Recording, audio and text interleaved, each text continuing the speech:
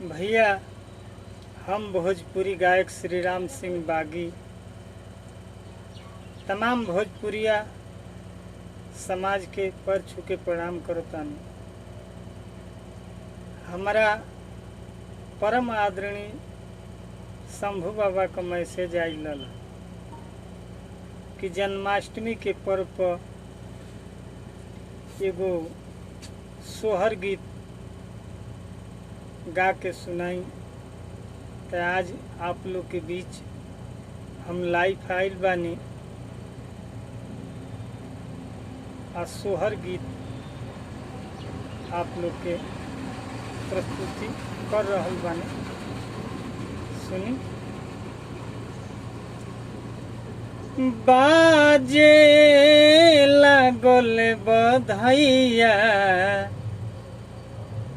हो लागल नुहाला, बाजे लागल बधैया हो लागल नुहाला।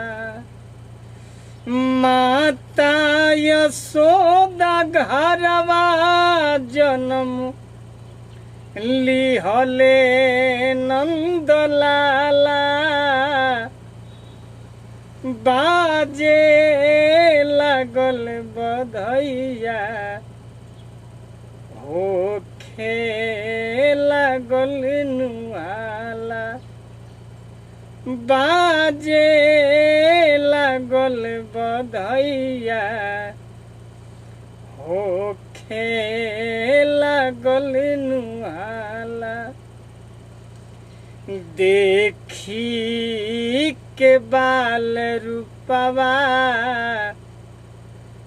लोगवा भी हर सावे, देव तो भी ऊपरा से फूलवा के बरसावे। देखी के बाल रूपवा लोगवा भी हर सावे, देव तो भी ऊपरा से फूलवा के बरसावे। बाल रूप कान्हा को, बाल रूप कान्हा को बहुते नु सोहाला, बाजे लागल बधैया हो लागल नुहाला, बाजे लागल बधैया हो लागल नुहाला। माता यशोदा घरवा जन्मे, माता यशोदा घरवा जन्म लिहले नंद लाला, बाजे लागल बधैया हो लागल नुहाला। शंभू बाबा, बाजे लागल बधैया हो लागल नुहाला।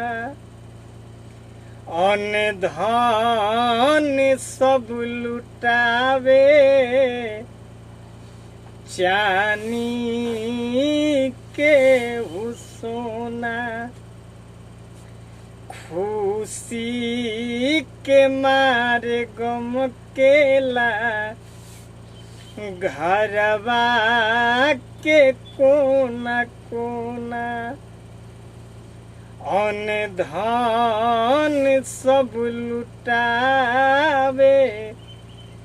चानी के सोना खुशी के मारे गम केला घरवा के कोना कोना वकील बागी सोहरी गावे श्री राम बागी सोहरी गावे बहुते नु सोहाला बाजे लागल बधैया होखे लागल नुहाला बाजे लागल बधैया होखे लागल नुहाला माता यशोदा घरवा जन्म लिहले नंद लाला बाजे लागल बधैया होखे लागल नुहाला बाजे लागल बधैया होखे लागल नुहाला बाजे लागल बधैया होखे लागल नुहाला माता यशोदा घरवा जन्म लिहले नंद लाला बाजे लागल बधैया होखे लागल नुहाला बाजे लागल बधैया होखे लागल नुहाला। शंभू बाबा दसनों जोड़ के आपके प्रणाम बा।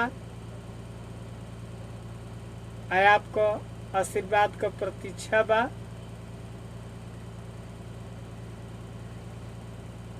जो कि आप मैसेज कैले रही हैं कि एगो सोहर गीत बागी जी लेके आई तो आपके लेके आइल बानी। समय ना रहल, समय के देखते हुए रिकॉर्डिंग हम ना करा पौली हैं, पर आपका बात हम रखे हैं, आपके लिए लेकर आया हूँ सोहर गीत। आप सुनिए। कल फिर एक और मैं सोहर गीत लेकर आऊँगा।